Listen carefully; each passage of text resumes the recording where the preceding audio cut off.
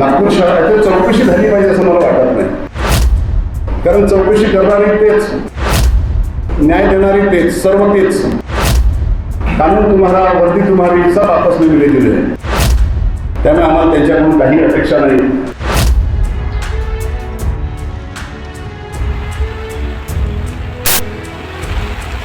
मंगळवारी नागपूर शहरात झालेल्या विक्रमी मुसळधार पावसामुळे अक्षरशः हाहाकार उडाला. सकाळी 11:30 वाजल्यापासून सुरू झालेला पाऊस दुपारी 1 वाजेपर्यंत ढग फुटल्याप्रमाणे बरसल्याने अवघ्या तासाभरात शहरात 100 मिलीमीटरच्या वर पाऊस नोंदवला गेला. सायंकाळी 5 वाजेपर्यंत चाललेल्या या संततधारेमुळे अवघ्या 6 तासात तब्बल 180 मिलीमीटर पाऊस झाला, जो या हंगामातील सर्वाधिक ठरला. या अतिवृष्टीमुळे दक्षिण पश्चिम नागपूरमधील छत्रपती चौक, स्नेहनगर, सुरेंद्रनगर, खामला, नरेंद्रनगरसह शेकडो वस्त्या आणि रस्ते जलमय झाले. पुराचे पाणी घरात व दुकानांमध्ये शिरल्याने अनेक सामान्य नागरिकांचे संसार आणि व्यवसाय पाण्यात वाहून गेले, ज्यामुळे नागरिक पूर्णपणे हतबल झाले आहेत. याच भीषण पूर परिस्थितीची पार्श्वभूमी आणि शहरात निर्माण झालेल्या बिकट परिस्थितीवर आता मोठे राजकारण पेटले आहे. या सर्व परिस्थितीवर आक्रमक होत काँग्रेसचे शहर अध्यक्ष प्रफुल्ल गुडदे पाटील यांनी एक महत्त्वाची पत्रकार परिषद घेतली. प्रशासनाचे ढिसाळ नियोजन आणि कारभारातील त्रुटींमुळेच नागपूरकरांवर ही वेळ ओढावल्याचा घणाघात त्यांनी यावेळी केला. पत्रकार परिषदेत बोलताना त्यांनी प्रशासनाला चांगलेच धारेवर धरले.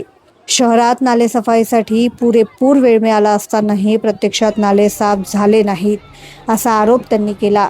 तसेच सिमेंट रस्त्यांच्या चुकीच्या नियोजनामुळे रस्त्यांची उंची वाढली आणि त्यामुळे थेट लोकांच्या घरात पावसाचे पाणी शिरल्याचे त्यांनी स्पष्ट केलं.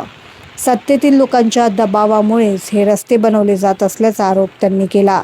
कमी वेळात जास्त पाऊस झाला ही केवळ बचावासाठी दिलेली कारणे असून हे संपूर्णपणे नियोजनशून्य कारभाराचे फलित असल्याचं सांगत त्यांनी प्रशासनाच्या कारभारावर गंभीर प्रश्नचिन्ह उपस्थित केले आहे. सोबतच अमृत योजनेचे कामही अद्याप अपूर्ण असून यामुळे शहर विकसित होण्याऐवजी बकाल होत चालल्याची टीका प्रफुल्ल गुडदे पाटील यांनी पत्रकार परिषदेदरम्यान केली. अनेक वस्त्यांमध्ये पाऊस पाणी घुसलं आणि याआधी कधी इतकी त्रासदी झाली नाही, तेवढी त्रासदी लोकांना सहन करावी लागली. नागपूर शहराचं जे नाले आहेत त्या नाल्यांची सफाई मान्सूनपूर्व नियोजन महानगरपालिकेच्या माध्यमातून दरवर्षी केल्या जाते आणि मान्सूनपूर्व तयारीअंती ह्या शहरातील नागरिकांना ह्या पावसाचा त्रास होऊ नये, वस्त्यांमध्ये पाणी घुसू नये याची पूर्वतयारी केली जाते. दरवर्षीपेक्षा यावर्षी मान्सून लांबणीवर पडला. सुमारे 1 महिना उशिरानं नागपूर शहरामध्ये पाऊस आला. मात्र महानगरपालिकेची प्रशासनाची कुठलीही पूर्वतयारी याच्या नियोजनाच्या संदर्भामध्ये दिसली नाही आणि त्याची पोल काल खुलली. आपल्या लक्षात येईल की नागपूर शहरामध्ये 2 महत्त्वाचे नेते, एक केंद्राचे आणि एक राज्याचे 2 महत्त्वाचे नेते आहेत, नितीन गडकरी साहेब आणि देवेंद्र फडणवीस साहेब. आणि नागपूर शहराच्या विकासाचं श्रेय हे दोन्ही नेते सातत्याने घेताना दिसत आहेत. कुठल्याही शहराचा विकास करायचा झाला त्याचा विकास आराखडा तयार होतो, त्याचं नियोजन तयार केले जाते आणि 20 वर्षांमध्ये टप्प्याटप्प्याने त्याचा विकास केला जातो. मात्र ह्या शहरामध्ये फक्त सिमेंट रस्ते आणि सिमेंटीकरणाच्या माध्यमातून त्याचं कुठलेही नियोजन न करता रस्त्याची उंची वाढवण्याचं काम केलं. त्याचं जे ड्रेनेज डिस्पोजल असलं पाहिजे ते ड्रेनेज डिस्पोजल व्यवस्थित न केल्यामुळे आज ज्या वस्त्यांमध्ये याआधी कधी पाणी घुसत नव्हतं अशा वस्त्यांमध्ये पाणी घुसलं आणि 3 फूट 4 फुटापर्यंत मी काल रात्रीपर्यंत आणि आज सकाळपासून सुद्धा मी दक्षिण पश्चिम नागपूर आणि त्यातल्या विविध वस्त्यांमध्ये प्रत्यक्ष पाहणी केली. अत्यंत भयावह स्थिती आहे. प्रशासनाची कुठलीही तयारी नाही. त्याचे प्रमुख कारण ज्यावेळेस लक्षात आले की जे नाल्याची जी सफाई होत होती त्याचा गाळा उपसा करण्याची जी प्रक्रिया होत होती ह्या उन्हाळ्यामध्ये जवळजवळ ठप्प होती. हा भामटीपासून निघालेला जो नाला आहे स्वावलंबी नगर पासून सहकार नगर आणि त्या परिसरामध्ये त्या नाल्याची सफाई दरवर्षी केल्या जात होती. मात्र मागील 2-3 वर्षापासून सफाई न झाल्यामुळे त्या नाल्याच्या बाहेर 5-5 फुटापर्यंत पाणी आलं. त्यामुळे स्वावलंबीनगर, दिनदयाळनगर, आपलं स्वरूपनगर, सहकारनगर या परिसरामध्ये ज्या लोकांच्या घरामध्ये पाणी जात नव्हतं तिथे सुद्धा पाणी गेलेलं आहे. कुठल्याही लेआउटचा विकास होत असताना आधी ज्यावेळेस मंजूर झालं लेआउट त्यावेळेस त्याचा विकास नकाशा सुद्धा मंजूर केला जातो. त्या विकास नकाशामध्ये काय काय असते, ड्रेनेज डिस्पोजल कसं राहील, सीवर डिस्पोजल कसं राहील, रस्त्याची उंची काय राहील, आणि जेव्हा एकदा लेआउट सँक्शन झालं त्याची रस्त्याची उंची निश्चित झाली की त्यानंतर बिल्डिंग प्लॅन मंजूर करत असताना त्याच्या जोत्याची उंची निश्चित केल्या जात होती, त्याच्या प्लिंथची उंची निश्चित केल्या जात होती.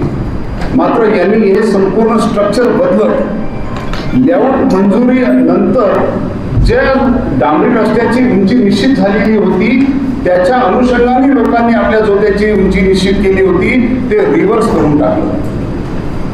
बिल्डिंग प्लॅन सँक्शन केल्याशिवाय घर बांधता येत नाही, मात्र लेआउट प्लॅन मधला जो रस्ता ज्यामध्ये फेरबदल केला, त्याच्या उंचीमध्ये बदल केला, त्याची कुठलीही मंजुरी महानगरपालिकेने घेतली नाही किंवा दिल्या गेलेली नाही. आणि एक प्रकारचं डेव्हलपमेंट इम्पोज केलं, जबरदस्ती केली की आम्हाला वाटतं की सिमेंट रस्ते झाले पाहिजे म्हणून ते करायचं आहे, आणि सत्तेपुढं शहाणपण चालत नाही म्हणून प्रशासनानं सुद्धा त्यामध्ये मूकसंमती दिली. पहिले निधी मंजूर झाला, त्याच्यानंतर त्याचं एस्टिमेट तयार करण्यात आलं. निधीच्या अनुषंगाने रस्ते तयार केले, त्या भागातल्या रस्त्याची आवश्यकता, त्याची फिजिबिलिटी, त्याचं वॉटर डिस्पोजल याची कुठलीही स्टडी झाली नाही.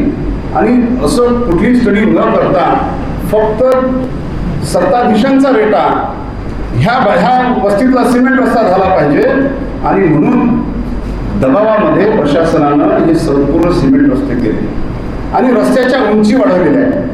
आणि जे जोता ज्या लेआउटच्या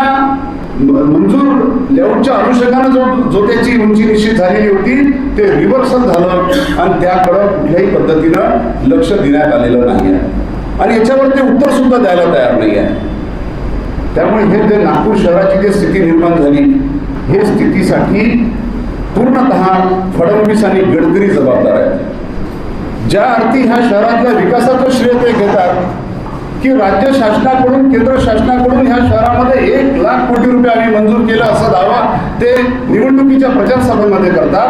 आज 1,00,000 कोटी रुपये आपण 10 वर्षामध्ये जर नागपूर शहरामध्ये जर खर्च केले असेल तर त्या 1,00,000 कोटी रुपयाच्या विकासाचं आउटपुट आज सामान्य लोकांच्या घरामध्ये पाणी घुसून झालेलं आहे. त्याचा आउटपुट काय आहे? इथं रोजगाराच्या संधी नव्यानं वाढल्या नाही, इथं नवीन इन्स्टिट्यूट आलेले नाही, फक्त रस्ते, उड्डाणपुलं हे निर्माण करून त्या माध्यमातून फक्त कमिशनखोरी, मिशन कमिशन, हा यांचं मिशन डेव्हलपमेंट नव्हतं, यांचं मिशन कमिशन होतं. आणि कमिशनच्या पैशाच्या माध्यमातून आमदार खरेदी करणं, खासदार खरेदी करणं, सरकार पाडणं, पक्ष फोडणं हे कामं यांनी केलेले आहे. त्यामुळे हे फक्त लोकांच्या घरात पाणी घुसलं इथपर्यंतचा तांत्रिक मुद्दा नाही आहे, याच्या मागचं राजकीय अर्थकारण पण समजण्याची आवश्यकता आहे. कारण मोठ्याच्या मोठे दावे यांच्या माध्यमातून केल्या जाते की आम्ही 1,00,000 कोटी रुपये नागपूर शहराच्या विकासासाठी आणलं, नागपूर शहर स्मार्ट करायचं आहे. गडकरी साहेबांचा दावा होता की नाग नदीतून त्यांना बोट चालवायची होती, तरी नाग नदीतून तर नाही चालवली अजूनपर्यंत, पण रस्त्यावरून मात्र त्यांची बोट फिरलेली आहे. महानगरपालिकेच्या प्रशासनाला बोट खरेदी करावी लागत आहे रस्त्यावर. काल रेस्क्यू करत असताना तुमच्या टिपटॉप कॉन्व्हेंट सोमोदर शाळेतून कधीतरी विद्यार्थी रेस्क्यू करण्याची गरज भासली असं आपण याच्या आधी कधी ऐकलेलं नाही. मात्र पहिल्यांदा ही गरज भासली की सोमोदर शाळेचे विद्यार्थी पावसामुळे तिथे अटकले. का अटकले? कारण त्या समोरचा जो सिमेंट रस्ता आहे त्याचं नियोजन प्रॉपर झालेलं नाही. राजकीय दबावातून जबरदस्ती विकास थोपवण्याचं काम केलं जाते. आज बघा की नागपूर शहरामध्ये ज्या ज्या भागामध्ये पाणी तुंबलं त्यातला सर्वाधिक भाग हा मुख्यमंत्र्यांच्या मतदारसंघातला, नरेंद्रनगर भाग असो, सोमरवाडा भाग असो, तुमचा भामटीचा भाग असो, तुमचा स्वावलंबी नगर असो, की आमच्या त्या पोहरा नदीच्या बाजूचा आजूबाजूचा संपूर्ण भाग असो, हा मुख्यमंत्र्यांच्या मतदारसंघातला हा परिसर आहे. यासाठी कोणी उत्तर द्यायला तयार नाही. प्रशासन दबावामध्ये काम करून राहिलेलं आहे. नागपूर शहराची चौकशी झाली पाहिजे असं मला वाटत नाही, कारण चौकशी करणारी तेच, न्याय देणारी तेच, सर्व तेच. कानून तुम्हाला, वर्दी तुम्हारी, सब आपस में मिले जुले आहे. त्यामुळे आम्हाला त्यांच्याकडून काही अपेक्षा नाही. मात्र हा विचार नागपूर शहरातील जनता करतील. मी प्रत्येक भागामध्ये फिरलो, स्वामीनगरच्या भागामध्ये जिथं बहुसंख्य भाजपाचे मतदार आहेत, आज आक्रोशित होते. त्यांच्याकडे कोणी बिलकुल पाहिलं नाही, त्यांच्यापर्यंत घरात कोणी गेलं नाही. गटरचं पाणी त्यांच्या घरामध्ये 2-3 फूट पर्यंत काल रात्रभर राहिलं. गाळाचा थर आहे, ढीग आहे. आज काढण्याची व्यवस्था अपुरी आहे. मी असिस्टंट कमिशनरला आमच्या फोन केला की इथं कुमक वाढवा, लोक वाढवा. मात्र चालू आहे ठाकूर काम. तर हा अत्यंत महत्त्वाचा विषय आहे, जो नागपूरकरांना विचार करायचा आहे की विकासाचे पॅरामीटर आपल्यावर थोपल्या जाण्यापेक्षा आपण निश्चित केले पाहिजे. आपल्याला ठरवायचं आहे की विकास म्हणजे काय. ह्या शहरातला विकास फक्त सिमेंट रस्ते किंवा 1 लाख कोटीचे पैसे आले म्हणजे विकास झाला असं होत नाही. तर विकास हा सर्वांगीण असला पाहिजे, तो समावेशक असला पाहिजे आणि तो लोकांना सहनी झाला पाहिजे. असह्य विकास होऊन राहिला हा एक विषय आहे.